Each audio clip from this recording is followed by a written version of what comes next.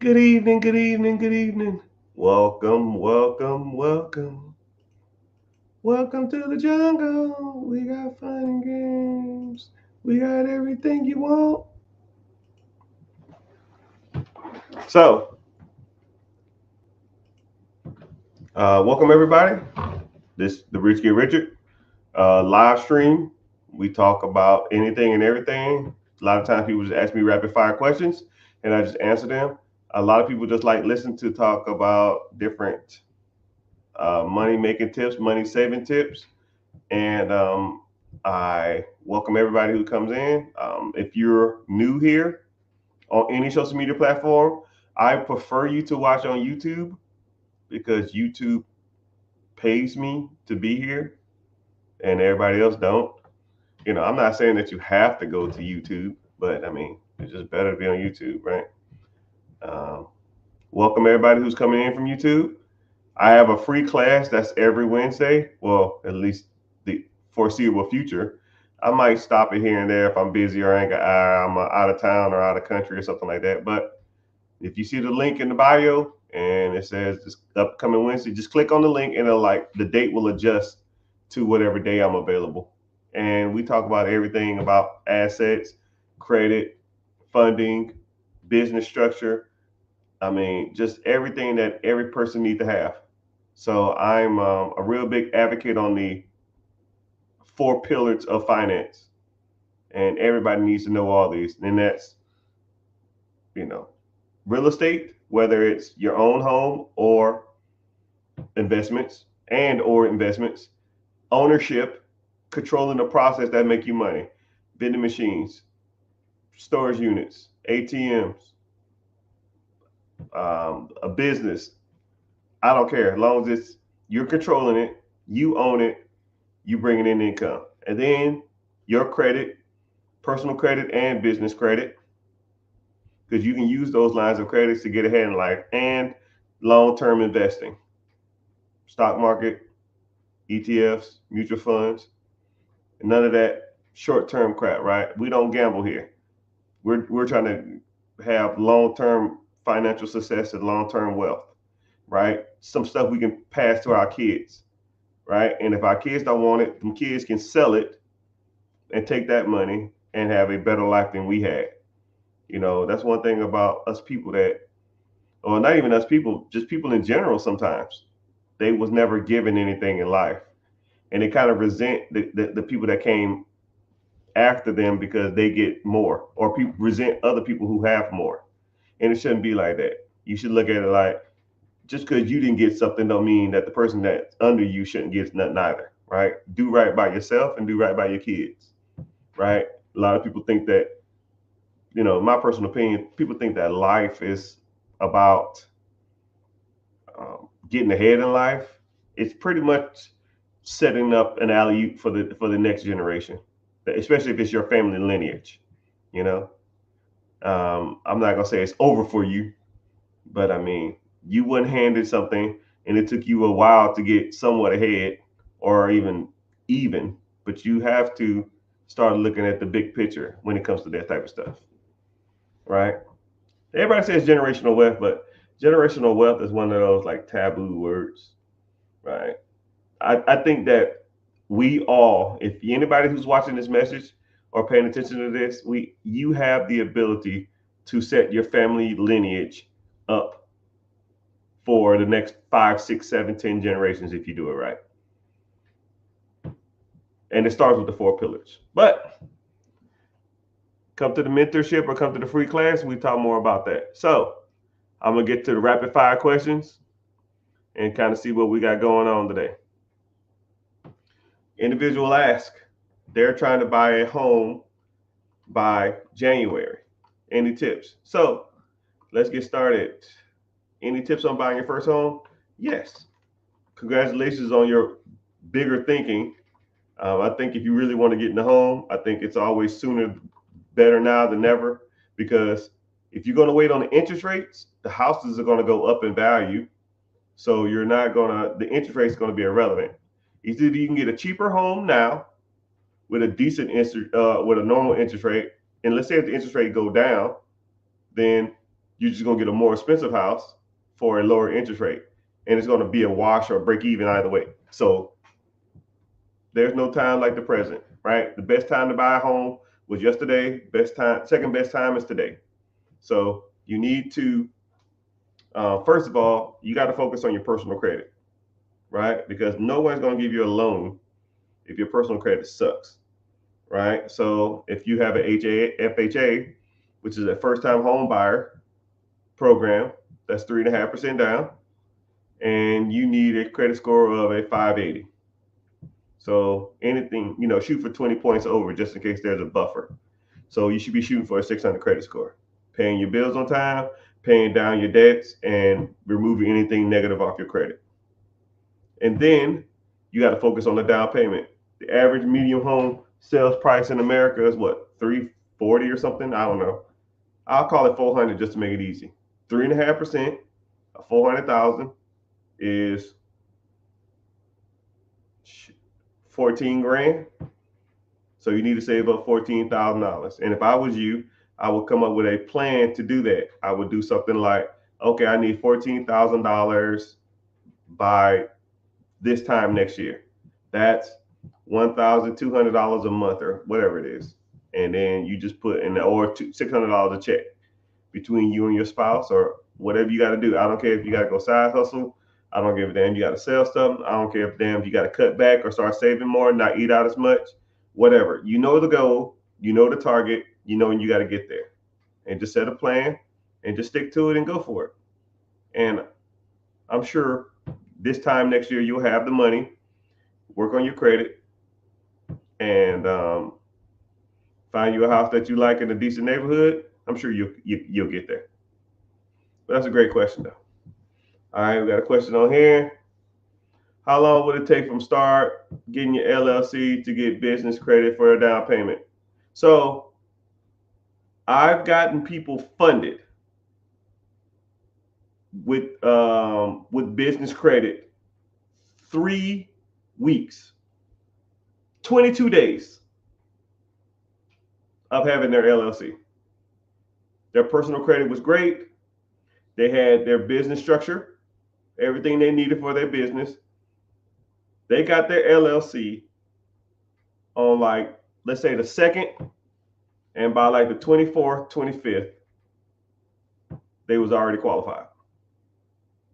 And I got them, $65,000, $70,000, whatever the hell it was. I don't remember.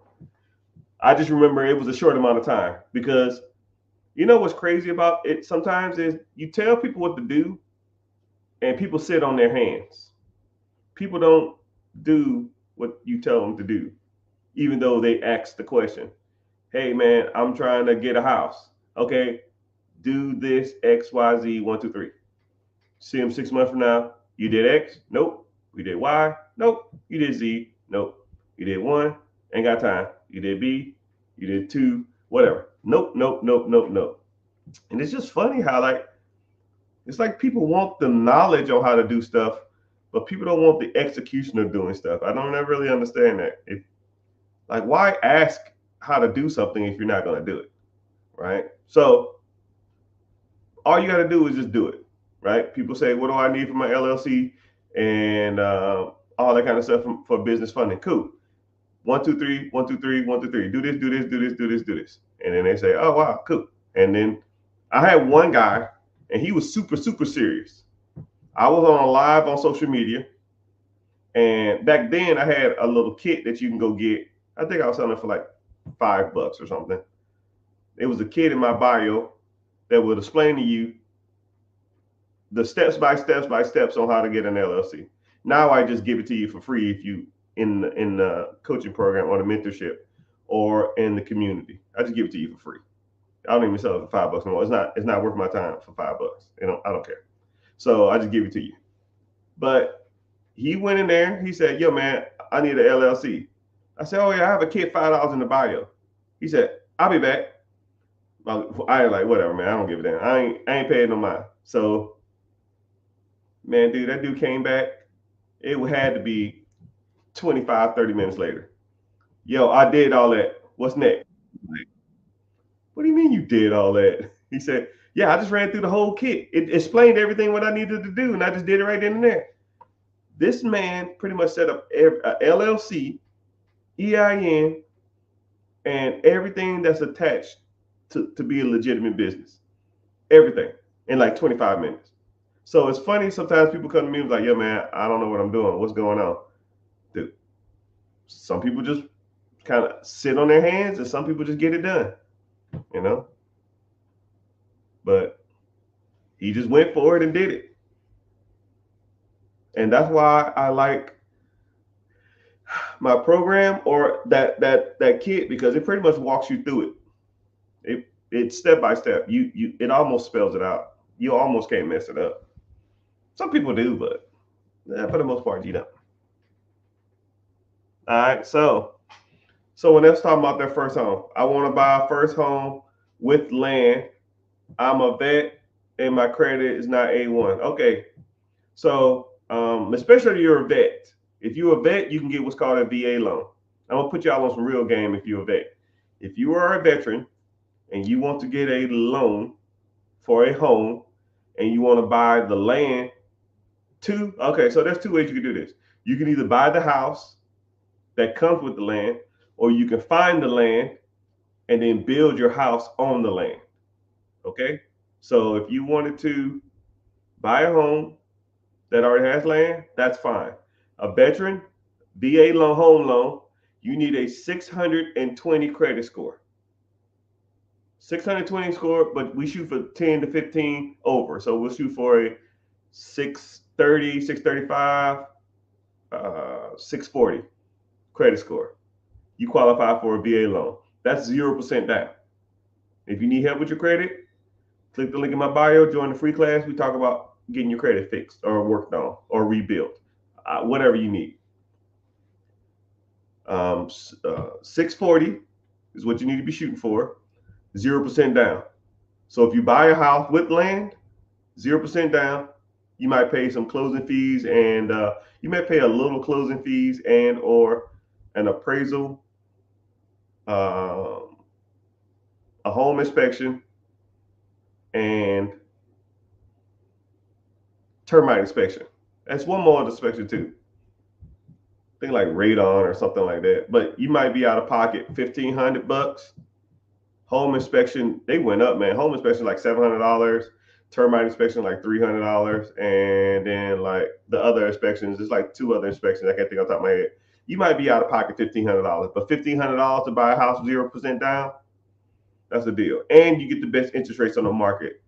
The average interest rate now is about a 6.8. Veterans get about a 6.4, 6.2, depending on when you're watching this, what the interest rates are. But you get a better interest rate. So veterans are the best way to do it. Or you can buy the land and then build your house. But what a lot of people don't know is you don't have to buy the land and the house separate. You just do what's called a single close, or a close. I forgot what it's called, but there's programs out there where you can find the land, buy the land, have your house built, and then don't make a payment until you move into the house. A lot of people think you got to go out there and buy the land first and then go out there and build the house on the land. Those are two closings. You don't want to pay double closing. There are programs out there where you find the land and then you build the house, and it's all one loan, and you pay it after the home is built. So if the house takes longer than you thought, you don't give a damn, because you're not paying the bill until the damn home is finished. And then when it is finished, you still walk after and inspect it. And then you have a home inspection on the house. And then you walk through the property and you figure out what's wrong with it. And then after you move in, you don't make your payment till 30 days after you close, which if you're going to build a house, that's the best way to do it. But yeah, I hope you found value in that. I hope you get some more information. If you want to learn more about home ownership, I have a lot of YouTube videos about it. But if you're watching from any other social media platform, just go to The Rich Get Richard on YouTube because, like I said, I get more or less paid to be here, right? Watch a 30-second ad and then you're in there. It's the same platform, it's the same stuff. It might be vertical or sideways, but you still get the gist. And if you want to follow on YouTube, that's fine. You don't have to, but you still get the same notifications on any other social media platform. Someone says, I have a 600 credit score, or 670 credit score. I'm looking for investment in real estate. Which one should I do? Okay. So investment properties.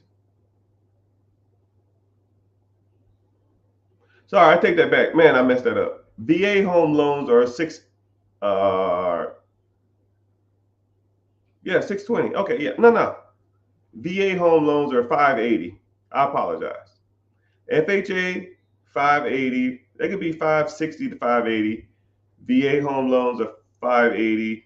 Investment properties for real estate are 620. Yeah, so now that I think about it, yeah, that's right. So you actually don't even need that much. You only need anything in the 600s can buy you your primary home. The house you live in can be only 600. So a lot of people say, "Yo, man, my credit ain't the best." It ain't got to be, right? But if it is in the fives, you need to go and do things to ensure your credit score goes up. One, you need to be below 30% or below 10% credit card utilization. First and foremost, right? You should almost, if you're thinking about buying a house, you should almost have no credit card debt. It almost shouldn't be a thing, right? You got to suck up them not having credit cards for a while until you get your house, and then you can go back to the credit card thing.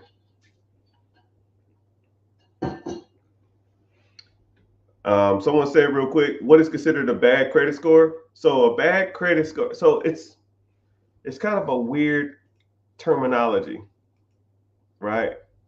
I like, so whenever it comes to credit,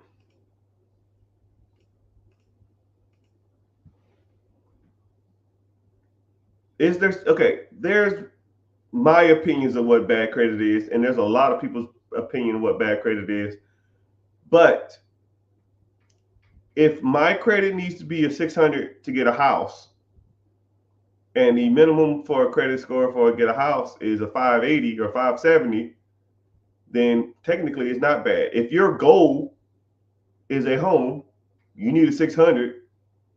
And I don't care what I think it is, right? If your goal is a house, you qualify for a house. Okay? But if you can't qualify for anything that you want to do, then you have bad credit. But I think that there's steps to it. One, you should get out of all consumer credit card debt. Okay? We're done with that shit. Then you need to be shooting for these key numbers when it comes to credit scores. 580. Next step, 620. Next step after that, 680. 580 can get you your first home and primary home or a VA loan or FHA loan or a traditional home. 620 can get you any investment property, credit score wise. And 680 can get you majority, you can get a business loan and or you can get majority of any credit card. 700 can get you 99% of all credit cards. So if you can get well, I'll give you 5 steps. I'll take that back. Let's do 5. 560 is the starter for cars. 580 is the starter for houses. 620 is the starter for real estate investing. 680 is the starter for businesses. 700, majority of, if not all, lines of credit cards. So if you have a 700, you got access to cars. You got access to first time home purchases or second time home purchases. You got access to purchasing real estate. You got access to buying businesses, and you got access to any type of business credit and business line of credit cards, and access to majority of personal credit cards as well.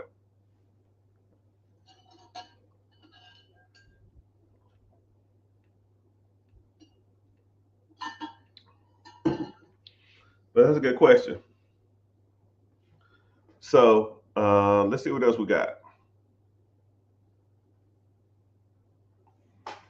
Any advice on HELOCs from Navy Federal? Lender tells me once the account has been established, I can't close it in spite of property decline. It is closed in the event of failure to make payments. Yeah, that sounds about right. So whenever you establish a HELOC, whenever you get a HELOC, the HELOC is attached to the home. It's almost, some people call it a second mortgage. Some people call it a HELOC, home equity line of credit. So I'll kind of break it down to you in a nutshell. So you have a home that's worth 500,000. You owe 200,000, meaning that you have $300,000 worth of equity. But why do you want to have that equity? You want to, use that equity for whatever. You want to buy some property. You want to pay off some credit card debt. You want to build an addition onto your home. You want to start a business. You want to buy a business. You want to do real estate. You want to invest. I don't know, whatever you want to do, use a HELOC for. So what they'll do is they'll take that HELOC and they'll put a second mortgage on your home. And that HELOC is almost now like a credit card. You can use it however you want to. So let's say you go and say, okay, I want to, whatever they approved you for, let's say they approved you for $150,000. Some lines of credit, they can go up to 90% of what your home is worth. Sometimes they do 75%, 80%. It depends on the bank and it depends on your credit and stuff like that. But let's just say they gave you a $150,000 equity line of credit. That means that you are tapping into that equity line of credit, and you use it's almost like a credit card, but it's attached to your house. It's $150,000. The interest rates are decent. They're better than credit cards. I know that much. They're like 8.5%, 9%, 10% now, depending. You slide that card, and it uses like a debit card, and they add they'll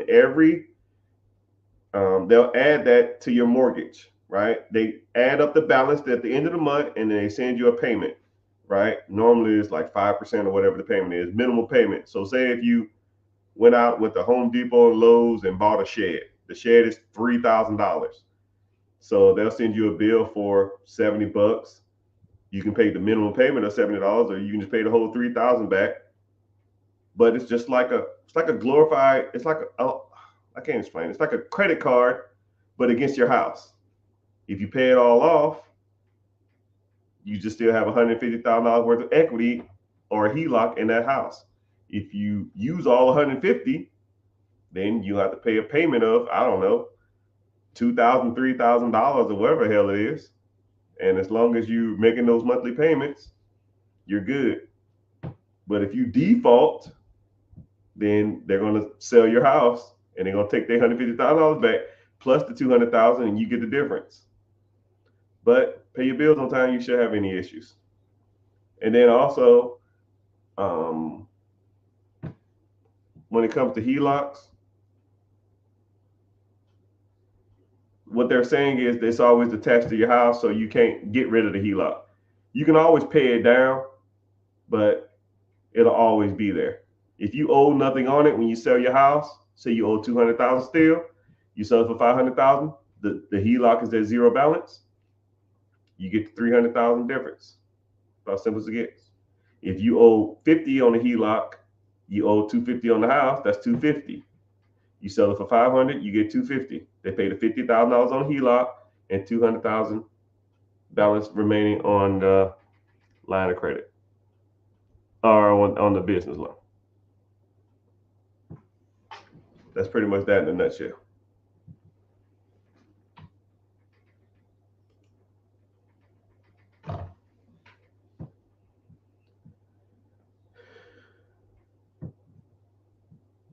Someone says, can I remove previous address if they are part if they were apartments for college? I don't know, remove them off what? Your credit? Yeah, you can remove if it's not your current home, you can remove it off your credit. I think that's what you're asking. I'm not sure though. Are you considering a first time home buyer after a certain number of years if you own the house in the past? Yes. I don't know the stipulations because I've recently heard they changed, but if you bought a home, uh, I could, it's either 1 or 2 years. It's either 1 year, 18 months, or 2 years, right? Just for sake of argument, we'll call it 2 years. If you bought your first home using FHA, which is 3.5% down, and then I think it's 2 years after the first purchase, if you've sold, I think it's 1 year. No. I think it's 2 years if you still own it, if you're not living in it no more. And I think it's 1 year. I don't know. It's something weird. I really don't remember. But yes, there are some ways that you can buy another home using the FHA. You can buy multiple homes using FHA. I don't remember the rule, right? Because I ain't really qualified for it. But it's if you move out of the current house you're in and you live somewhere else for a year.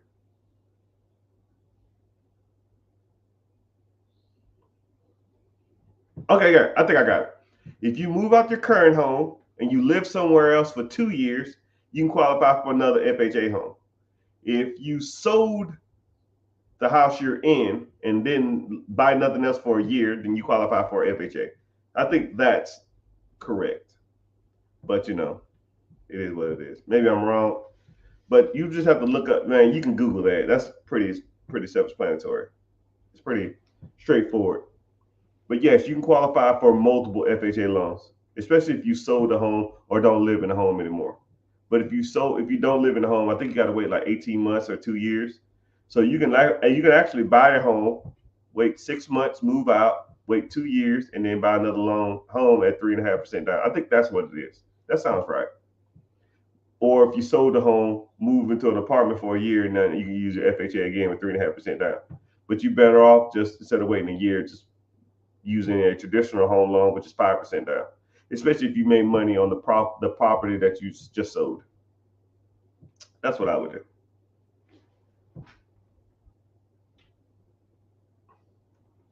Welcome everybody. I see some new people coming in here. I've never seen some of y'all names popping in before, but I really appreciate y'all being here. Um, if you on, depending on social media, just at least give me a like, maybe even a follow, tap the screen a few times, show your support. Like a lot of this game and a lot of this knowledge is free. I'm just on here answering general questions. But like I said, I kind of give myself a plug. If you want to move forward on something bigger and better, you want to be really, really hands-on and take your financial future to the next level. I have a free webinar that's coming up that talks about repairing your credit, tackling credit issues, getting yourself funded to expand your business, buy a business, buy real estate, maybe even moving your business from a small operation to a medium-sized / bigger operation. Working on your business structure. If you want to set up a trust, you want to set up wills, you want to set up trust to where your kids can get a check for the rest of their lives. If you want to set up, you want to get into apartments, you want to get into syndication, you want to get into wholesaling, all that kind of stuff, man. We talk about everything. And you want to get into storage units, Airbnb, business acquisitions, absentee owned franchises. It don't make a difference. We talk about it all. But journey of 1,000 miles, start with one step. Click the link in the bio, join the free class, and then we'll get started. So next question. Can you use an FHA after it has a Can you use an FHA after you have used a conventional loan? If you meet those parameters, if you meet the FHA parameters, which is don't live in a house for a year or sold your past house and not lived in anything for 2 years or something, you would have to look it up. But yes, a FHA loan, I know it stands for, it's like a first time home buyer assistance program, but that resets after a while. And also, too, what's cool is a VA loan. Every state VA loans have certain entitlements. So let's say in the state of, I don't know, Georgia. Georgia's requirement for a VA loan is 755,000, meaning that VA loans you don't have to put any money down. If you have a VA loan, you put zero down, and your benefits are $750,000. Let's say you buy a $200,000 house, you live in that house for so many years, you can just go and now that $200,000 is going to be subtracted from your overall. But yeah, you got to, and then you got to go up in value too. You can't go down in value. You have to go up in value. So you buy $200,000 house, then you buy 250,000, and now you use $450,000 of your entitlement, but you have 750, which means you can flip up again to a $300,000 house. But you got to wait, I think, a year, 18 months. You probably got to look up the bylaws, but yeah.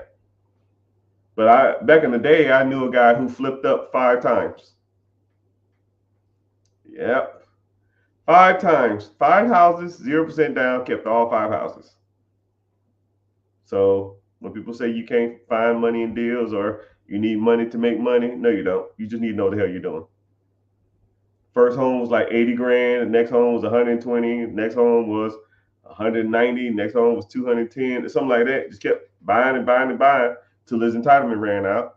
But now he's making enough money in cash flow to put a down payment on a regular house, which is an investment property. And now you're off to the races. But that's how you do it, right? Keep flipping up. Keep flipping up. But yeah, if y'all are, I appreciate TikTok, Facebookers,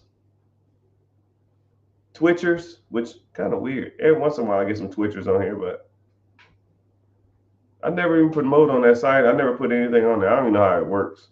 But I'm glad you're here. YouTube, I appreciate that. And if you're not watching, if you're watching from anywhere but YouTube, could you please get to YouTube? It helps me out a lot. Hey, hey, hey. But let's talk about, I guess let's talk about the mentality it takes to like get ahead in life, because you'll be surprised. I think a lot of people want to be successful, but do people really put in the work to be successful? I think it's all fine and dandy, right? It's almost like everybody wants to have a nice body, but nobody want to work out. But if you asked everybody what it takes to work out, everybody knows the answer. So like I'll just give a general question now. If somebody came to you off the street and they say, I'm gonna give you $100 if you could tell me 5 things off the top of your head for an average person to get in shape, what would they be? I give you $100 right now. $100 bill in your hand. If you can name 5 things that people can do to be in better shape, I mean, let me guess what you're probably thinking. Sleep more, sleep 8 hours a day, drink more water, no sodas or sweets, work out 3-4 times a week,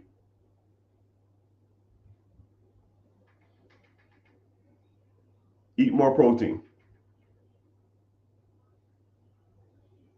right? something along that range. Drink water, sleep more, work out 3 or 4 times a week, maybe an hour a day for 3 times a week. Stay away from the sweets and soda pop and eat more protein. That's probably 90% of y'all answer. And then, but America is one of the most obese places in the world. The point I'm making is that we all know the answers on what you need to do to be successful, right? America is, statistically, or we're some of the smartest people. We have access to a lot of information. And then everybody, I feel like, is a know-it-all. Oh, have you ever heard of this? Oh, yeah, I know that. What about this? Oh, I seen that. What about that? Oh, yeah, I done that. Yeah, everybody knows everything, right? So what's the point? Why am I even talking? Right? But you ask 100 people how to get in shape, they can tell you off the top of their head. But we have one of the biggest countries in the world. Right? I bet you everybody would earned $100, but I bet you everybody who got that $100 probably wasn't even in shape.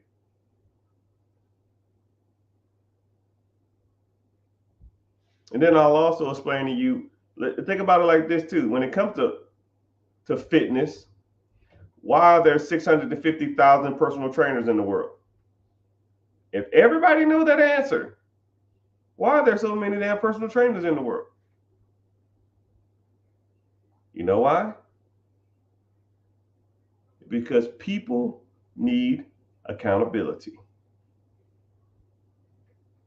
You think a personal trainer's job is to get you in shape? It's to help you lift weights? Come on. No. A personal trainer's job is to make sure your ass get to the gym. Because getting there, it's like 80, 90% of it. The lifting and the pushing, that stuff is just, that's just the afterthought of getting there. Once you get there, then it's downhill, right? I've rarely been in the gym like, fuck this. I ain't never doing this again. This is so hard. This is the hardest thing I've ever done. Because your body releases endorphins that pushes you whenever you're working out. You actually feel better after a good workout. You just got to get your ass there first. Right? That's what personal trainers do. I like Angela Bassett's story too.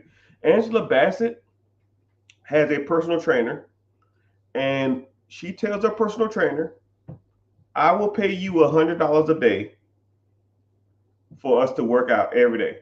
6 o'clock every day. If I am late more than 3 minutes, you charge me $50. If I miss, you charge me double. And if I complain anytime doing my workout, I'll pay you 3 times as much. And people asked her, well, why do you do that? And she says, because I know if I pay him to make sure I'm here on time and work me out and pretty much make me shut the fuck up, I don't want to pay him for me to bitch, and I don't want to pay him for me to be late, and I for damn sure don't want to pay for him for me to miss. So she put systems in place to ensure her success. It's pretty cool if you kind of think about it. She knows her flaws. She knows that she probably late a lot or late at times. She knows that she probably bitches. She knows that she want to call in and not make it. She knows if she calls in, that's going to be $200. She knows if she goes in there and bitch about not wanting to do it, she going to have to pay $300. She knows if she shows up late, she's going to pay $50. So she's established systems, people, and teams to ensure her success. Now, if you Google Angela Bassett, I mean, at 60 something years old, you can tell, right? You know when people work out a lot. She's not messing around. And then I ain't even gonna go to her nutrition enough, nothing, but she has no junk in her house, and her chef pre-makes her food. He'll come over like Mondays, Wednesdays, and Fridays, makes her breakfast, lunch, snack, dinner, and it's color coordinated. It'll have like B, L, S, D on it. Breakfast, dinner, lunch, snack. And then she has a couple of things in a pantry, and it says Angela Snacks, just in case shit happens. But if you get bored, you can just go Google Angela Bassett body, and you'll say, wow, she's 65? And you see why. Because it takes discipline. It takes hard work. She has systems and teams in place to ensure her success. Now, I'm going to put this on y'all. I'm not even going to make it about weight. What systems, teams do you have in place to ensure your success? Who's holding you accountable? Your boss? He don't give a damn. You just do the job to make his boss money or the owner money. You go about your way. Talking about real systems, some real progression, not work. Work is not a progression. Work is just a necessity to get through life. What systems you got in place? Who's holding you accountable? Who's ensuring that you are investing? Focusing on your credit? Who's ensuring that you're going ahead trying to find real estate deals? Who's ensuring that you're going ahead trying to find businesses or cash flow producing assets? Who's doing that? I'll wait. It's a handsome young black guy with 2 thumbs. That's where I come in, right? Because what I do is I give you a lecture. We have Q&A. I give you homework. I give you a lecture. Whatever the subject is of the day, we learn everything about that subject. And then we're going to put some homework there. We're talking about investing today? Cool. We're going to open up brokerage accounts. Mr. Richard, what's a brokerage account? Glad you asked. Let's talk about it. Now go open it up. And then next week, yeah, who opened up a brokerage account? I did. Well, I ain't get a chance. Well, why not? I've been busy. Busy doing what? And some people don't like to be held accountable. You want to be mediocrity for the rest of your life? That's fine. Not up in here, though. Not up in here, my boy.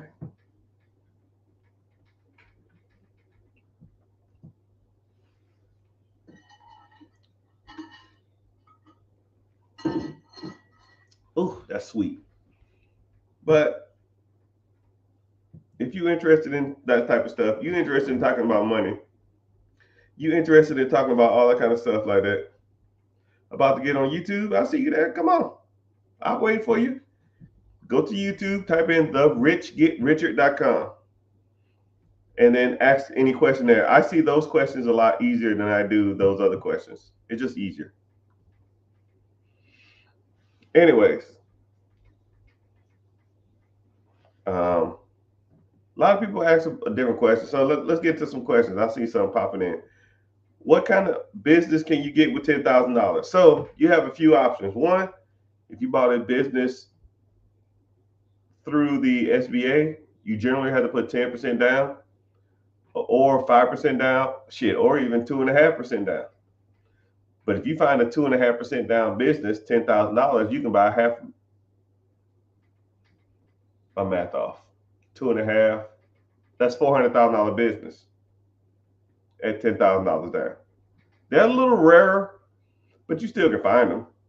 And I've never heard of anybody doing a 2.5 down, but I heard that people can do it. Thanks for coming in. I see you.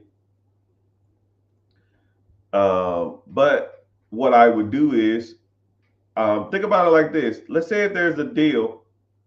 Let's say if there's a business for sale and you only have $10,000. See, $10,000 is not a large amount of money.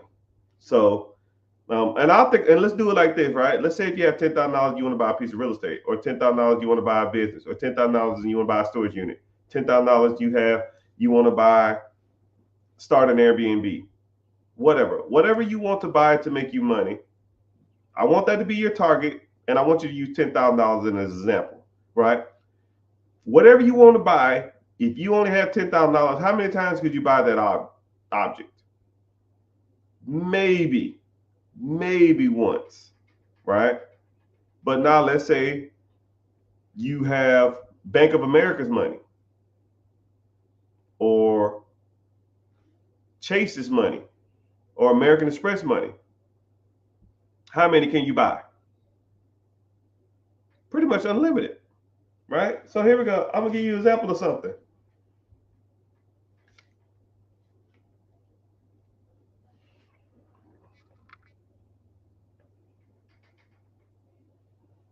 $30,000.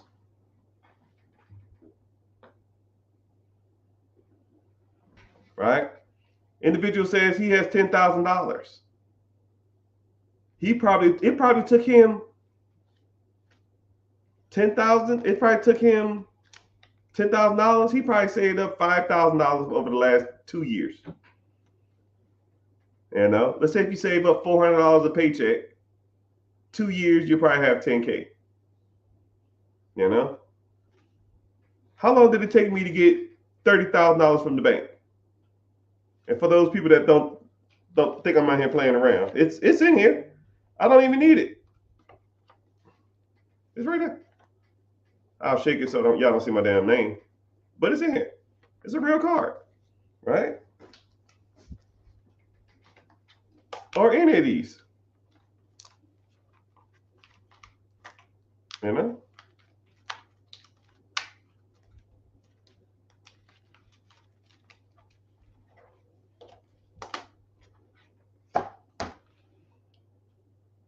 Now, it take you 2 years to raise $10,000. It takes me 2 days to go out and get $30,000 from the bank.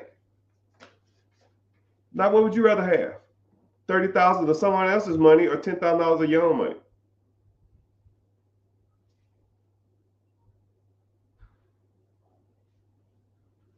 That's what it is, man. So what is the average time from start mentorship to business acquisition ballpark, please? You know, it really depends on the person. It really depends if you have your ducks in a row too, because before we even get to diving into businesses, you have to evaluate, you have to look at yourself and see if you have everything that's ready to receive a business. You know, I mean, I'll use baseball as an analogy, right? Someone says, "Yo, man, I got drafted to an MLB team. If I went out there right now, how fast could I learn how to hit? I don't know anything about baseball. How fast could I go out there and hit a home run? I don't know. Do you have gloves? No. Okay. You got a uniform? No. You got a bat? Yeah, but it's a metal bat. Well, metal bats can't be used in the MLB, so we got to get rid of that bat. You need a wood bat. Do you have a helmet? I got a helmet. Okay, well, there's a start, right? We need to work on some things, right? Have you hit a ball before? I've hit a ball before, but not any good. Okay, so now we need to work on some things, right? First of all, you got to get a uniform. You need a helmet. You already have one. We can use that one. You need a uniform. You need some cleats. You're not going to be running baseball field in Nike, in Jordans, and some Yeezys. You need some baseball cleats. You need a real bat. All right. So now once we get all that established, you got your uniform, you got your bat, you got your helmet, you got some cleats on. Now let's focus on some hitting. And we're going to sit here and pitch until you get good at this. Now I'm going to sit there just like this. Poof, poof, poof, poof. You're going to be just swinging. Swinging, swinging, swinging. Clump. You hit something. Yeah, you got grounded out. Poof, poof. Hit. Okay, we're past second base. We're getting there. And you just keep practicing and practicing and doing it and constantly. And you constantly out there looking for deals. If you're constantly out there talking to owners, if you're constantly out there negotiating, if you're constantly out there doing all the things that I tell you to do, right? You're swinging too low. You're swinging too fast. You're too early. You're too low. You need to choke up on the bat more. If you do everything I tell you to do, you can do it. Right? You can do it. You know, some people come in, they get a deal right off the bat. And some people take them a while. So it just depends. One guy, I broke it down how he should do it. And then he started hitting the pavement. And I swear to you, man, he wasn't even in the mentorship. I comically think about 2 months. 2 months. Somebody, it was I think it was not a flower shop. Was it a flower shop? There was a flower shop, and the woman died who owned it. Her son was from overseas. He came over to handle the estate. He put it for sale on some bullcrap website. He found it. The guy says, I don't want to do nothing with it. I'm moving back overseas. I'm trying to sell this while I'm handling the estate here. And he was like, okay, what do you want for it? I think it was $120,000, but it was absentee, and it made $105,000 a year. And the guy said, you know, you don't even have to pay me now. I don't need the money. You can just pay me later. So you're willing to do some owner financing. So he owner financed, listen to this shit. He owner financed an absentee business from a guy who mom died, who business it was. The guy lived overseas. He'll take payments over time. He just didn't want to deal with it no more. He couldn't, because he was overseas. He didn't want to deal with it. He just wanted to receive money from it. And he calls me and talking like, yo, man, this shit works. Of course it fucking works. What do you think I'm out here playing around? Right? And he said, what do I ask? What do I talk about? Cool. I gave him like 6, 7 key points. These are the things you need. You need this right here. Make sure it has this. Make sure it do this. 1, 2, 3, 1, 2, 3, ABC. All right, cool. I'll text you back. I'll call you back later. I don't know. 3 hours later, he texts me and said, that was awesome.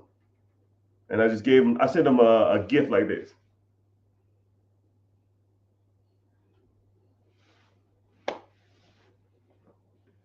But you gotta be swinging to hit a home run. Now, some people say, yo, man, I can't find any deals. And I say, when's the last time you swung? I ain't got time. Okay, well, make time. I don't want to hear that shit. I can revert back to Angela Bassett. She can easily say, I don't have time to go to the gym. Cool. $200. Don't care. I'm getting paid regardless. I'm trying to give you the keys to the castle, man, but you got to do the work. I like the analogy my old drill instructor used to say, life ain't going to do the push-ups for you. It's like one of the best analogies in the world. Life will not do your push-ups for you. Oh my goodness. He could almost put that shit on a t-shirt. It's like the only person I've ever heard say that in my life. Life won't do your push-ups for you. Meaning that you have to do the work. If you want to be successful, you got to do the work. I can yell at you all day. I can hold you accountable. I can tell you to go do this. I can point you in the right directions. I can get people to call you. If you don't do the shit, it ain't going to happen.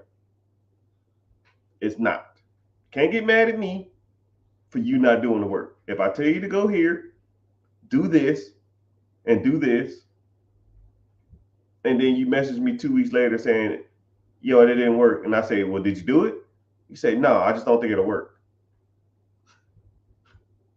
Which I get. Which is crazy. Which is crazy. Hey, Mr. Rich, I'm trying to do this. Okay, cool. Do A, B, C. Okay, cool. Thanks. Month later. Hey, what'd you get on that? I didn't get a chance to do A, B, C. I thought it'd be better to do 1, 2, and a little of 3. I said, well, 1, 2, and 3 don't work. You got to do A, B, C. Yeah, but I felt like it should be this way. Well, what results you get? It didn't work.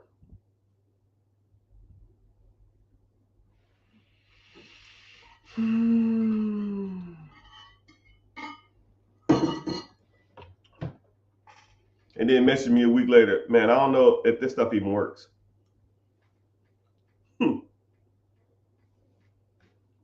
No, you don't listen. You can't be smarter than the instructor. Doesn't work like that. And then complain that the instructions don't work if you don't do what the instructor tell you to do. Read pages 5 through 12. Yeah, I didn't really read 5 through 12. I kind of understood that. So I just skipped ahead and read page 25 through 30. Okay, well, the test is on 1 through 12. Yeah, I felt I already knew that. Okay, here you go. Here's your test. Yeah, I failed. Well, I told you to read 5 through 12. Well, you're not a good teacher. All right, dude. Hey, TT, what's happening? TT Love 2288. What is that? What the hell is 2288? That's your birthday? February the 2nd, 1988? You're not 35. 36? I thought you was younger. TT, what's happening? Get back to where you once belong.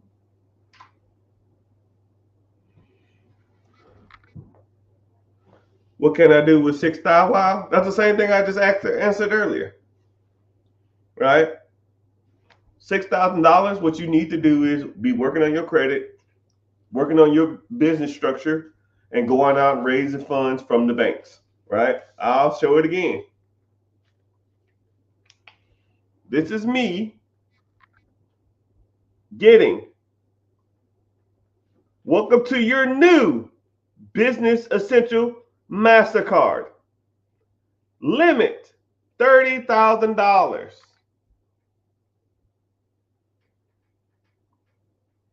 Welcome to your new Essential Business Card. $30,000 limit. Now, what would you rather have? $6,000, $10,000, $15,000 cash? Or $60,000 of someone else's money that you can use however you want? Get back to where you once belong. Get back. That's a flex. This is the flex. $1.3 million worth of line of credit. I don't want to show it too much, man. Y'all damn scammers, boy. Y'all be on it.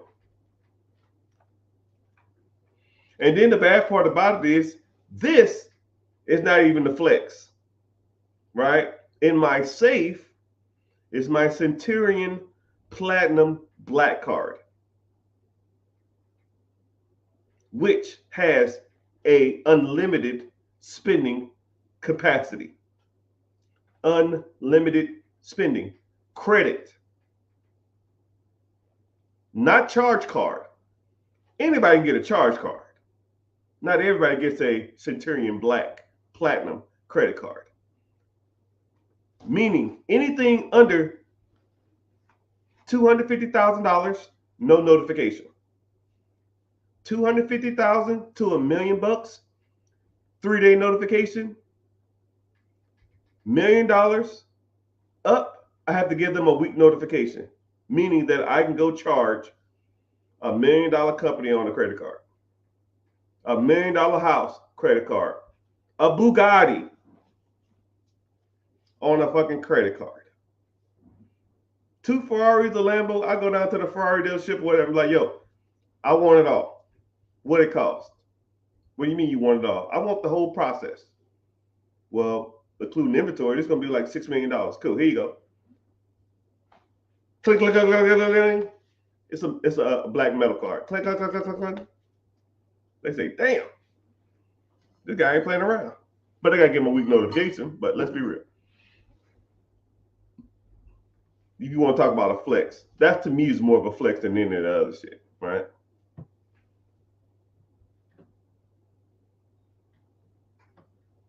But if you really want to get to something, a different mindset or a different way to think about it, let's say if I put a business on a credit card. Let's say the business costs $1 million, but the payment on that credit card for a year, let's say it's $250,000. But the business makes you in cash flow $500,000 a year. Would that be a good purchase? Right? Would that be a good purchase? If I bought a business for $1 million on a credit card, boop, my credit card payment every year is $250,000. Let's say it's $20,000 a month. But the cash flow from the business is $500,000 a year.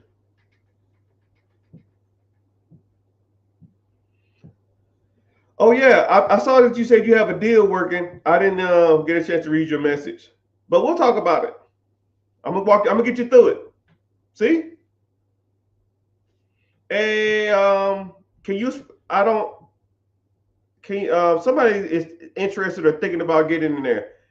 I don't want to say can you vouch for me because I don't need it, but I mean, could you like tell people like if you enjoyed the process, do you learn? You know, kind of tell them about it. You know what I mean? That type of stuff. Gene, man, you in here?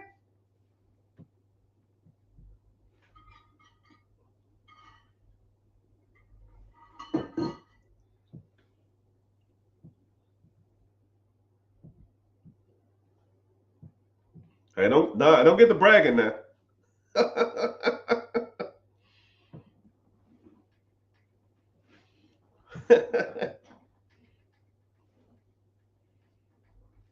Oh, for somebody, yeah, it's I'm in Florida. We on EST, Eastern Standard Time.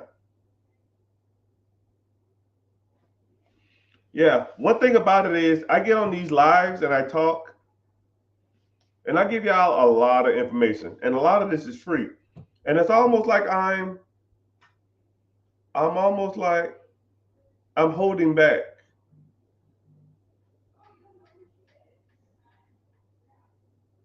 I'm holding back. I hold back a lot of information, right? Because I can't just sit on here and just give you all the game. But I do hold a lot back. But once you get in there, you get into the classes, I give it all to you. I have no reserve. I'll tell you specifically where to go. I'll tell you specifically who to call, right? But the next free class is every Wednesday. Link in the bio. Click Be Your Own Boss. Yes, we have a speaker, but we'll talk more about it. Oh yeah, so East Coast. I don't know where you're based. I don't know where what time zone that is.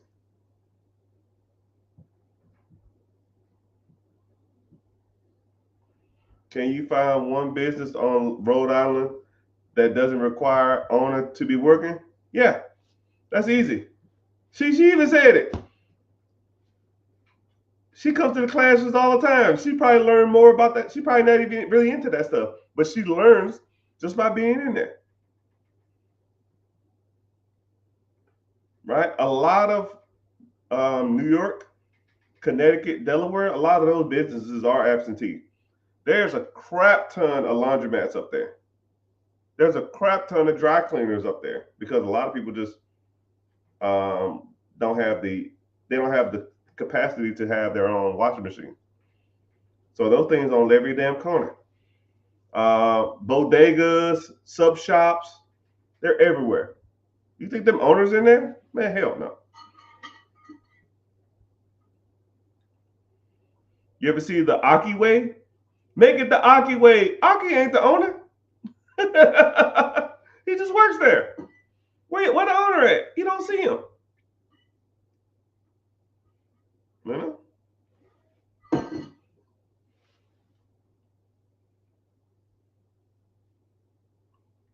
I don't know. I'm gonna look it up. I don't think he is though.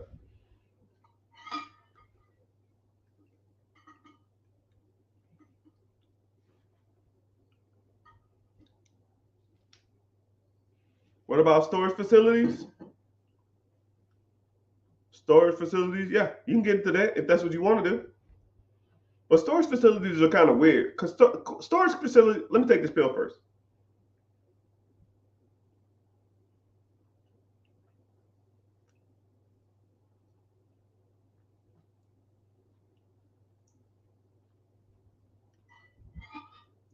Storage facilities are kind of weird.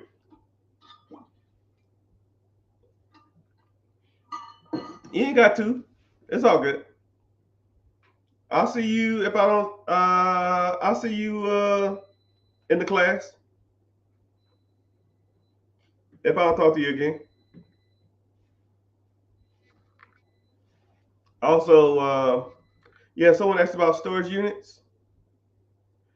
Storage units are commercial real. This is what's crazy about storage units. This is what's crazy about everything, especially on the commercial side of real estate.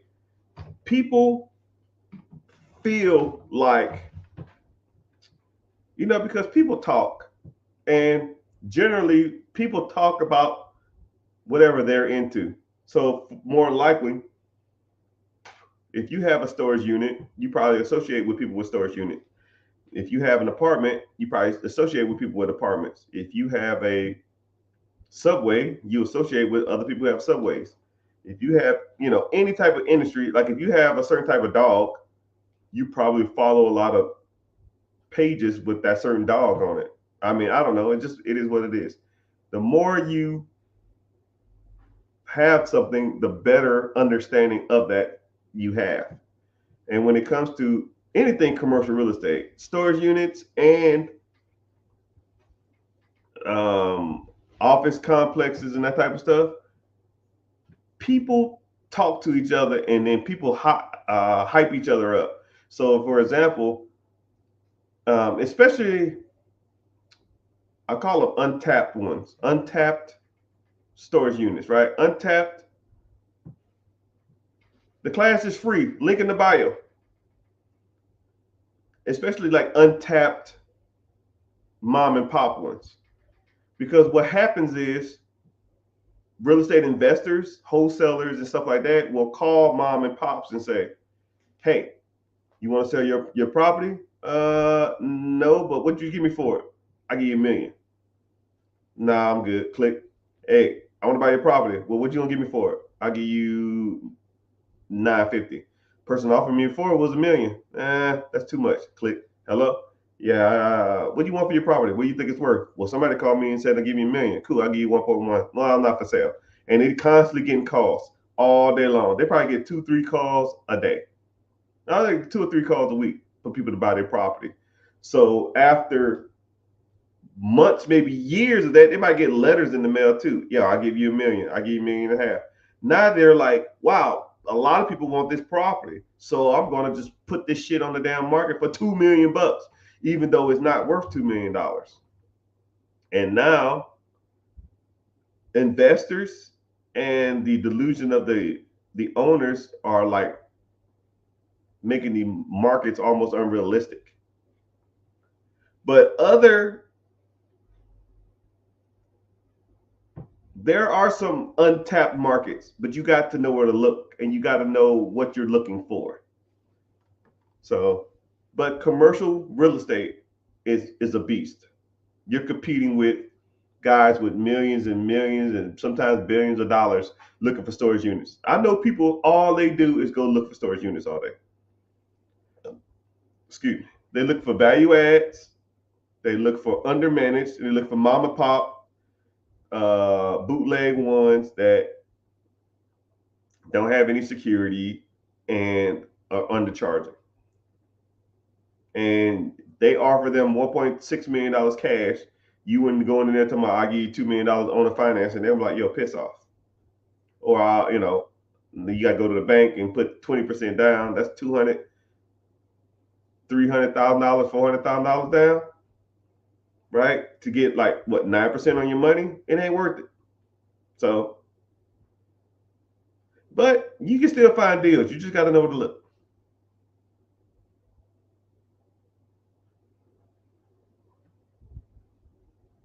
You got to know where to look. You got to know where to look. Know when to hold on. Know where to walk away. Know where to run. Are storage units your favorite absentee businesses? No, not even close. Not even close. I've had one storage unit. And I sold it after. Christopher Michael Corrigan. How are you doing, man? My BFF is in the house, even though he been slacking on his friend duty. I'm gonna replace you with my dog. I'll see if he's still in here. He probably not. He probably just strolls through and bounce out of here. Yeah, strolling through. Can you buy a business with a DSCR loan? DSCR loans are pretty much reserved for real estate. But in all honesty, DSCR loans, they're kind of overhyped. I've done 2 and I wasn't impressed. So the DSCR loans is okay. So to even get in a DSCR loan, you have to put a down payment, right? And then what happened is they will cover you up to what the property can secure in rent. So for example, let's make these numbers easier. Say there's a piece of property that's worth $100,000. You get it under contract or get a purchase agreement for, I don't know, let's say $70,000, right? But it's worth 100. They're gonna say, okay, I need 10% down, which is $10,000, which is better than a investment property. An investment property is gonna be 20% down. 20% down, you can finance the other 80. That's 100% of the loan. So now what they'll do is you have a contract for 70, you put down 10%, that's $10,000 of what the property is worth. or put 10% down on what you need to borrow. We'll say $7,000. So you need to finance $67,000. Sorry, $63,000. $63,000. And then they'll say, okay, what we'll do is we'll do what's called a DSCR loan. So DSCR loan means that Debt Coverage Service Ratio loan. So let's say if that property is written for $1,500, they'll say, oh, it rents for $1,500. That means that your payment needs to be $1,305. $1,305 means that you can get a loan for $64,000. So $64,000 means that you probably got to bring another $1,000, $2,000 to the table. But you get into a property with less money down. But now let's say if you finance $63,000. Okay, kind of a little weird math, but let's say if you finance the $63,000, you have $37,000 in this fucking property. You have $37,000 worth of equity. So what do you want? Do you want 20% of equity in the property, but you got to put 20% down? Or do you want to put down 9%, but have 37% worth of equity in the property? Like, what do you want to do? I know that it's kind of like confusing, but you almost better off sometimes just putting 20% down and getting a loan for 80% of the value of the home versus putting 10% down. The debt servicing covers 90% of the rent, but that's only 70% of the house. Sometimes they'll say, okay, how much you got the contract for? I got the contract for 70%, 75%. They say, yo, it ain't gonna work. 80%, it ain't gonna work. Because to pay the 80%, your payment will be, $1,600, but the rent is $1,500. You're losing $100 a month. You can't cover the debt with that kind of loan. So you got to reduce the amount you financed. Now you're at $70,000, but you have a purchase price for $80,000. So you can't do it. So, and I know it sounds kind of nerdy, but me personally, I'm not impressed with DSCR loans. People always say, yo, I get a debt service ratio coverage loan. That's just trash, man. Unless you, like the one deal that I got this house pretty much turnkey.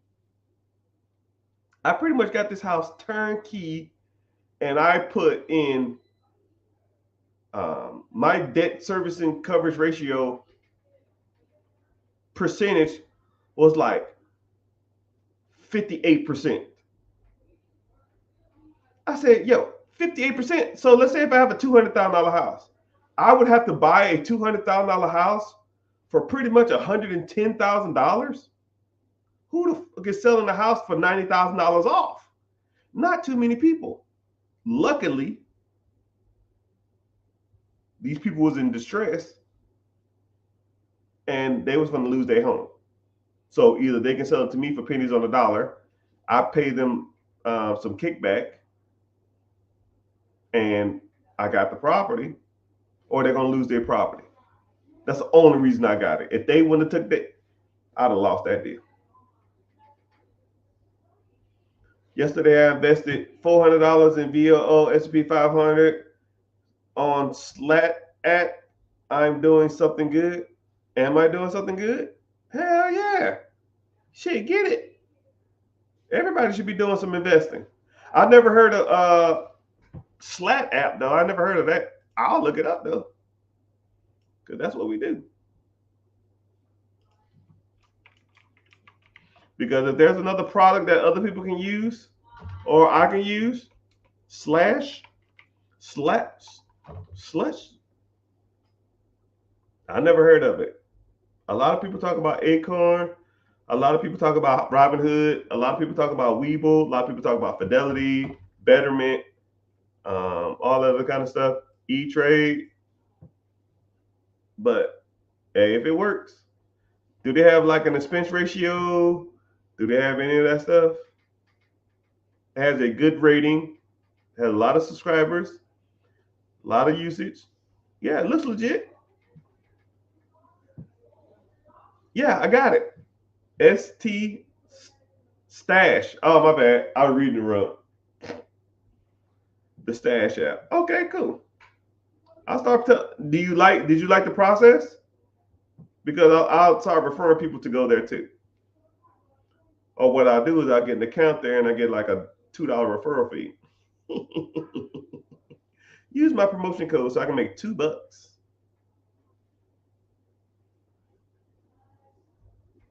It's all good. Easy process. Took a minute. And then you connected it to your checking account or debit card. And then do you have to do they do automatic deposits or do you have to do it every month?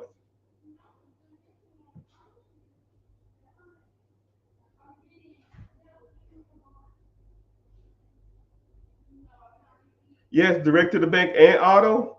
Stash then, all right. If you like it, I love it. Like, cause I always give people alternative ways to invest versus Robinhood. I don't like Robinhood that much. Robinhood restricted trading whenever GameStop was killing their ass. GameStop would have went out of business, man. Or a lot of these hedge funds would have lost billions of dollars more than they supposed to. Are mobile homes or tiny home good investments? Yeah, if you buy them right. But if you want to learn more, Brown, we have a free class and in a little bit. So click the link in the bio and join the free class. How long does it take the credit union to reflect your disputes on your credit? So what I like to people to do is I call it the smoke clearing, right? Because if you go in there and just start like, and all honesty too, every credit bureau and or every financial service reflects credit differently. So whenever you go to dispute, or let's say if I went in somebody's credit report and I started knocking some stuff off, right?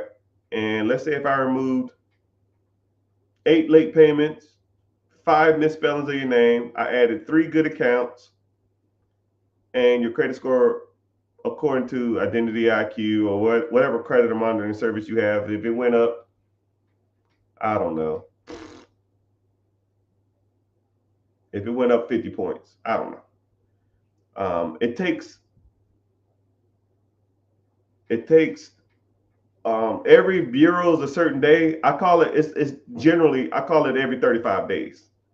So whenever we dispute, you have to give it 32 to 35 days after that dispute is cleared to reflect on your personal credit, the TransUnion, Equifax, and TransUnion and Experian. Whenever it reflects on that, then it reflects to all the credit card companies and stuff like that too.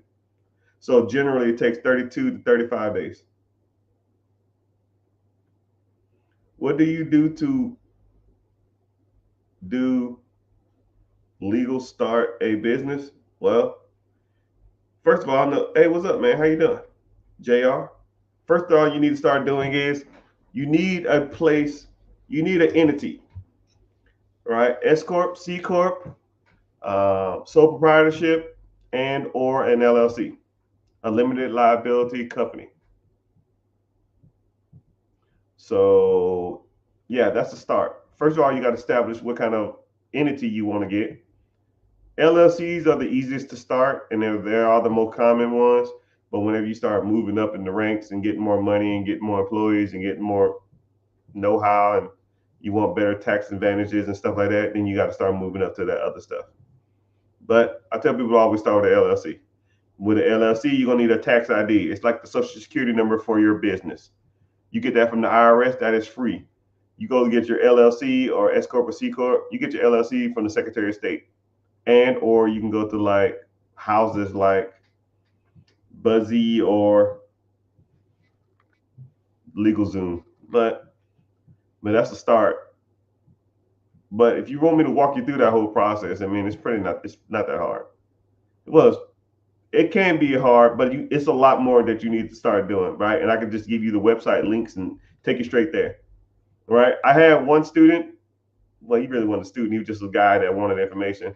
I gave him the links to go do it. He pretty much had everything he needed for an LLC in 23 minutes. What's the difference between the Vanguard ETF, Vanguard Index Fund, and a Vanguard ETF? One tracks, one is a specific sector, and the other one is the top companies tracked from the S&P 500, which is appreciate it, man. It's tracked through the Standard & Poor's 500. So I'll give you a kind of overview, a synopsis of what that is. The S&P 500 stands for Standard & Poor's. It was two guys that what they did is they said that we want to track the top 500 companies on the Dow Jones or the NASDAQ. We want to see what the top companies are. And what they did is they ranked the top producing or the top companies that make money in America. And it's only one criteria. It ain't about who the CEO is. It ain't how long the company been around. It ain't who's more in the press. It ain't about Democratic or Republican. They don't give a shit. It is the top money producing companies in America in order. That's it. No politics, just money. And if you don't make the cut, a company that's 501 and a company that's 499 makes or break the amount of money you receive. It's almost like coming in last place in the Olympics. Being at the Olympics is its own thing, even if you do come in last. I'd rather go to the Olympics and come in last than be the first runner-up that didn't go. Because I can always tell people, yeah, I was an Olympian. Not everybody can say that. Only 500 companies in America can say, yo, we're on the S&P 500. That's tracked as the top companies in America. So whenever you want to track, or, one thing I like about ETFs are when you invest in an ETF, you get all top 500 companies in America. It's not tracked by me. It's not tracked by the government. It's tracked by a company, and all they do is look at the top 500 companies that make the most cash. That's it. So let's throw some numbers out there. If you had to guess, what would be the number one making money company in America right now? Anybody want to guess? If you had to look at the top of the S&P 500, which means the top company, top-based, American-based company in the nation, what would you guess? It's an actual company. Someone said oil. No, not oil. Not Amazon, not Berkshire Hathaway, not Apple, not NVIDIA, not Boeing, not Amazon. Y'all are close. Not NVIDIA. NVIDIA is up there. NVIDIA is kicking some butt. Someone says Libby. Someone says Tyco, no. PayPal, no. Someone says BlackRock, no. BlackRock is a hedge fund. Hedge funds don't generally track on the S&P 500. They're not a company. They're a group of investors who invest their money. GameStop, I don't think GameStop is even top 500. Microsoft, someone said Microsoft, and you would be ding, ding, ding, ding, ding, ding, ding, ding. Correct. Microsoft is the number one company in America right now. Makes the most money. All right, let's go for number 2. Screw it. We in here. We having fun. Number 2. Thanks for the gift. Thank you for the roses. Thank you for the roses. Thank you for the roses. Number 2 company in America right now. Come together right now over me.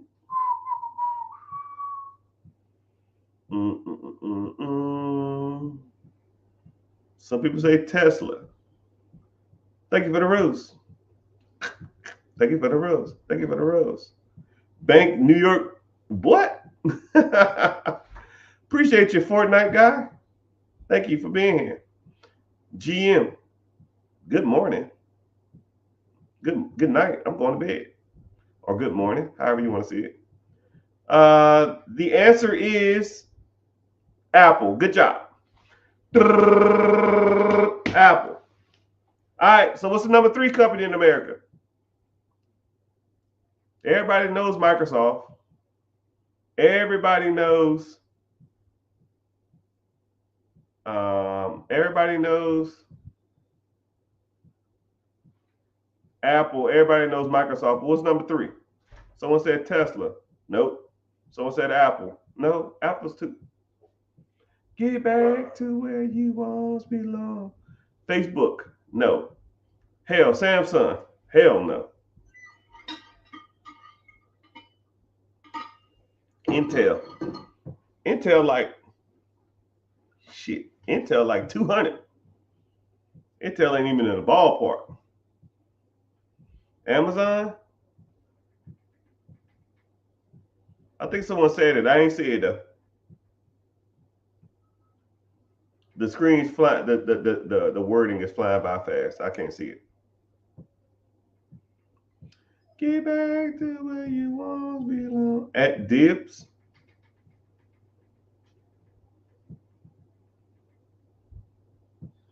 I'll give you a hint if y'all didn't say it already. It starts with an N. Google? No.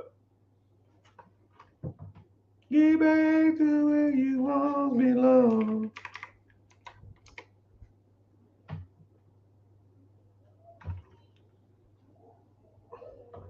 NVIDIA, yay!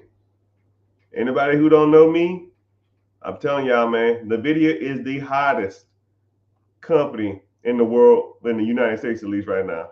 It's only,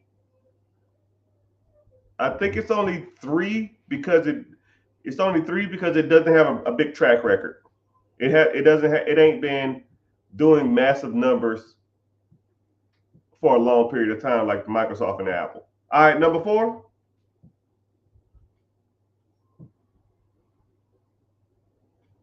right, what's number 4? Don't ask me, $1 million baby. What is that? A groan? All right, what's number 4? We have Microsoft, Apple, NVIDIA. What's number 4 on the top companies in the world or in the United States? Don't ask me, $1 million baby. I ain't never represent, baby. I feel like paying $1,500 for a 500 square foot home, complete full of people, the greatest scam that no one's talking about. Yeah, about right, man. Boeing, Nationwide. No, you just said it. Triple. You said as much money as you spend at this company. Don't ask me, $1 million baby.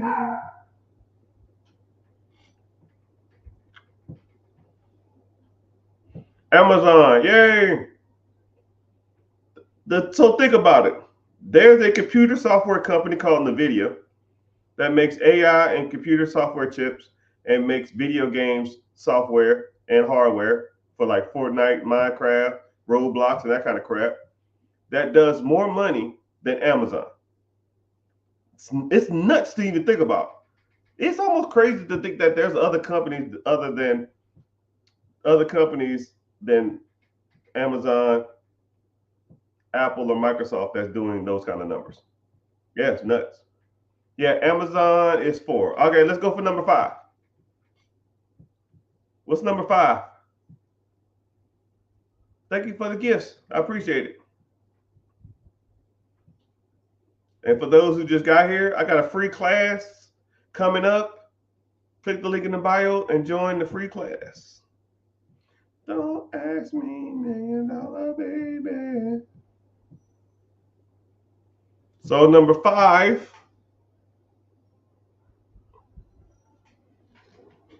Number 5 is a little harder. Number 5 company in the nation.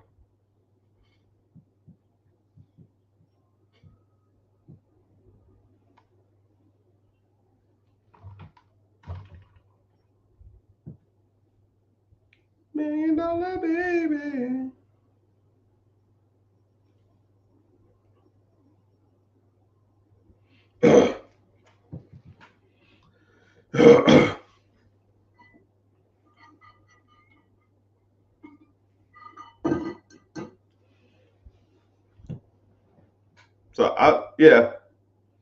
Meta, Facebook. For you to say Meta or Facebook means you looked it up. The link is broken. Matt, just come to my go to TikTok or go to Instagram or something like that and you can find the link. It shouldn't be broke. So Meta is number 5. What's number 6? Anybody? Number 6. Microsoft is 1. Apple is number 2. Everybody know what Microsoft and Apple is.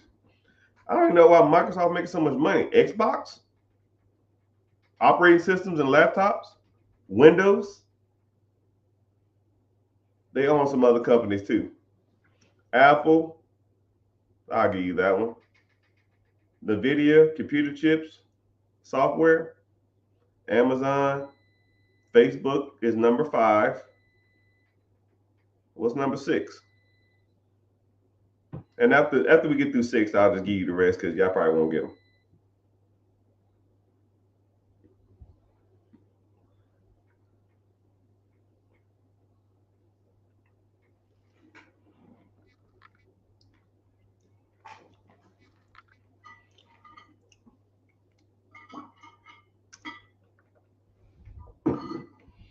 Number 6 and number 7 are Google. Google's so big, they're on here twice. So Google has a search engine. Google has research and development. Google has YouTube AdSense, which are 3 different companies. It's so big that it's made up of 3 different companies.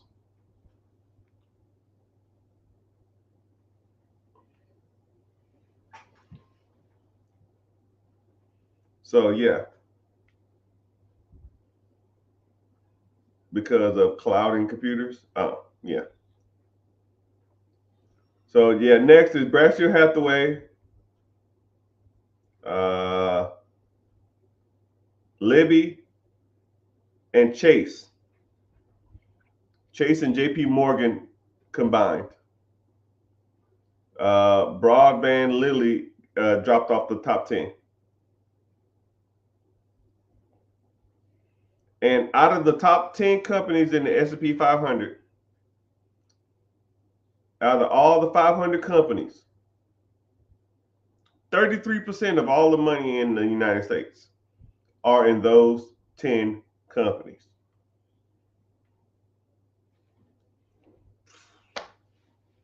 So if you took all the money in the top 500 stocks in America, Microsoft, Apple, NVIDIA, Amazon, Meta, Google, Berkshire Hathaway, Lilly, and JP Morgan Chase. It's 33 to 35% of all the money in the stock market. It's crazy. It's crazy how that works. If those 10 companies collapsed, we'll be eating like cavemen.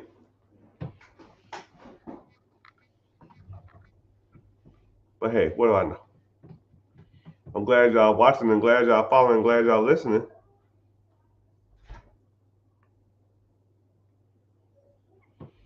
LX Media, thanks for following.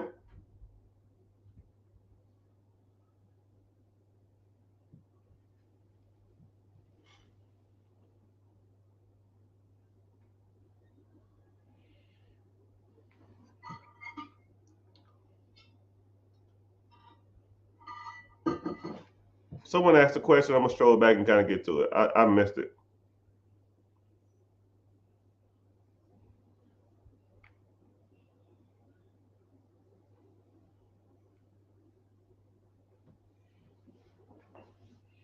So out of all 10 of those, if you had to pick one, um, hey man, Rico, that's a good question.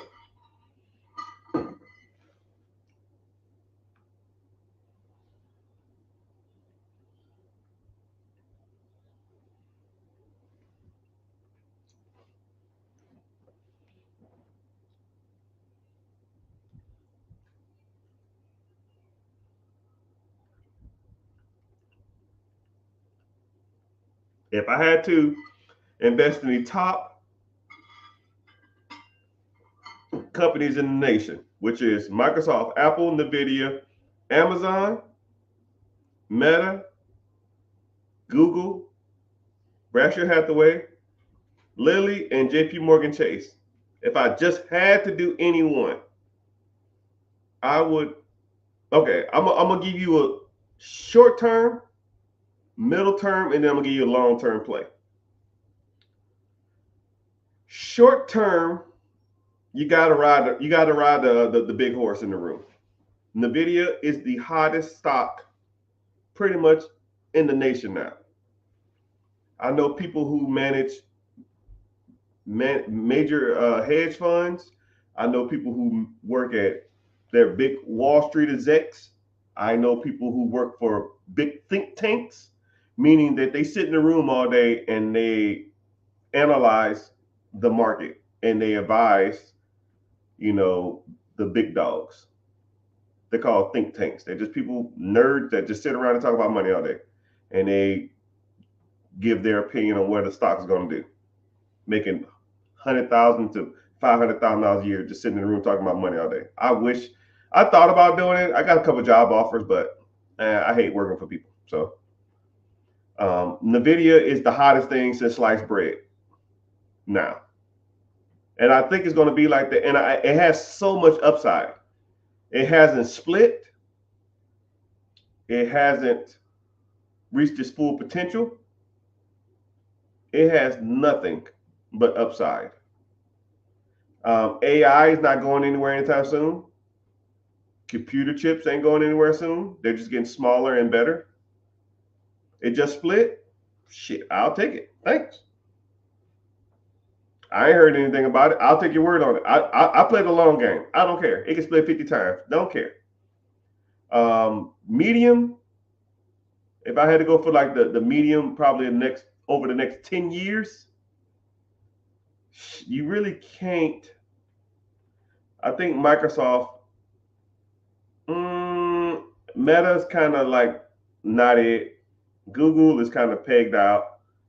Chase, not so much. Nvidia, probably the same. 10-1 split just happened. Hey, I'll take it. Mr. Chad, what's happening? 10-1 split. Oh yeah. Oh yeah. Never mind. I do remember that now. Now that I think about it. The long play, you got to go with hot Microsoft. If I had to do a 10-year play, 20-year play, words and Windows are going to be around forever, man. That shit ain't going nowhere. It's already back to 150. Yeah, I wouldn't doubt it. 140. Yeah, I bought right before the split and right after. I bought a lot. I want to say 60K, 60K right after the split. So yeah, I'm sure I'm up. I don't even check no more.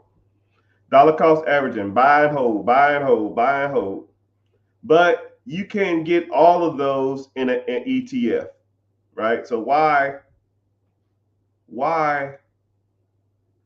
take a chance on just getting Nvidia, or take a chance on getting just Microsoft, or take a chance on just getting Tesla, right? You get the ETF, or you get an S&P, or get an index fund or an ETF that tracks the S&P 50, or track the S&P 100, or check the S&P 10, right? Where you only get the top 10 companies, right? If the top 10 companies are 33% of all the money in U.S. circulation, or in the stock market, why not just track all that? Because that's just statistically going to make more money than anything else. But that's a good question. I never really thought about it like that. If I just had to get one, right? Shit, I'll just get the ETF and get them all. Just a better play. QQQM is okay. I prefer QQQ, and I prefer SPY. I prefer VOO. Individual stocks. I've been bullish on Coke for years, man. They've been kind of pegging out. I've been bullish on Apple for years, but they ain't pegged out yet. I've been bullish on NVIDIA, but it is what it is. And some other companies, I don't remember what I got into, but yeah, I do some crypto, but I don't like to talk about it on social media because I don't want you to think that I invest heavy in it, and then like someone will record this and soundbite it and say, Mr. Richard said he invests in crypto, and then someone gonna use that clip and damn try to get you to send them $20 to Nigeria or some shit.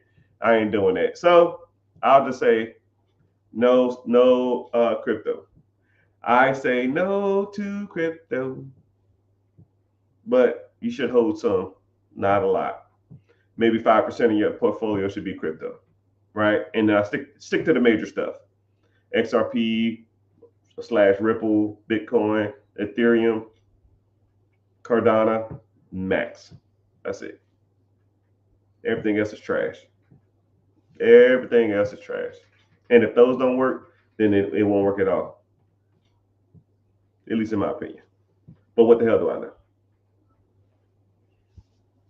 Do you do dividends in ETFs? Some dividends do pay you dividends. Some do pay you dividends.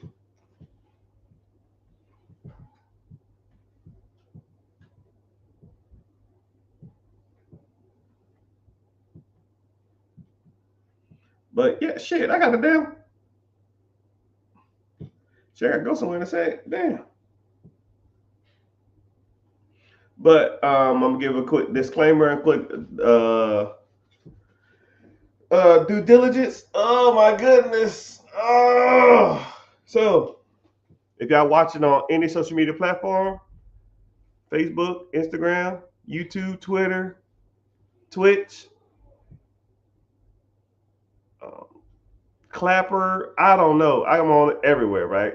But I stream to all different places. If you on there and you find value in this type of stuff, just make sure you follow, turn your notifications on, and next time you come through, ask the questions that you want to ask. If you're more serious about, maybe even fixing your credit, you serious about getting into real estate, becoming a real estate investor, buying your first home, you're interested in buying a business, you're interested in buying storage units, you're interested in buying assisted living facilities. I don't give a damn. You're interested in ATMs, side hustles. I had an individual message me the other day talking about, yo, I want to buy one of those ice machines that sit in the parking lots. Yo, that's too easy, right? They're like $25,000, $30,000 a piece, right? If you want to get business credit or business funding, you can put 3 of those on a card, find a location, and then whenever the money starts coming in, just pay off the credit card debt or pay off the line of credit. And then when the line of credit is paid off, everything after that is yours. It's profit. You can sell it to someone else, or hell, you can buy an existing ones. Too easy, man. That's the type of stuff we talk about. I have a free webinar that's coming up. Link is always in the bio. Sign up. I don't sell your information. I won't flood you with text messages. I'm not that type, right? Like if you want to join and you serious, let's go for it. If not, you have a good day. But hope you find value in this. Make sure you following. And yeah, have a good day.